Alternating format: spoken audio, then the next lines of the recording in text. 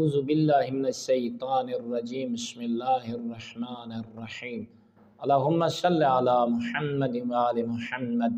مومنین مسلمین، ماہ رمضان کی آخری رات اور آخری دن کو معمولی نہیں سمجھنا۔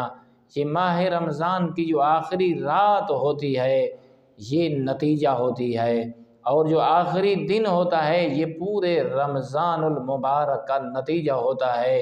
روایات میں ملتا ہے کہ ماہ رمضان کی آخری رات اور آخری دن اللہ رب العزت جتنے ماہ رمضان کے دنوں اور راتوں میں جتنے لوگوں پر جہنم واجب ہو چکی تھی، جتنے لوگوں کو اللہ نے آزاد کیا ہے، اتنے ہی لوگوں کو ایک رات میں آزادی دیتا ہے، ایک دن میں آزادی دیتا ہے۔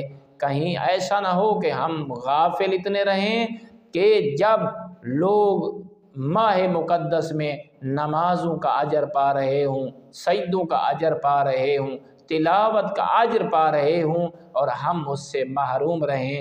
اور یہ بھی آپ نے دیکھنا ہے، ایسا نہ ہو کہ ماہ رمضان آئے اور چلا جائے اور ہماری پشتوں پر گناہ کا بوجھ ابھی بھی باقی رہے۔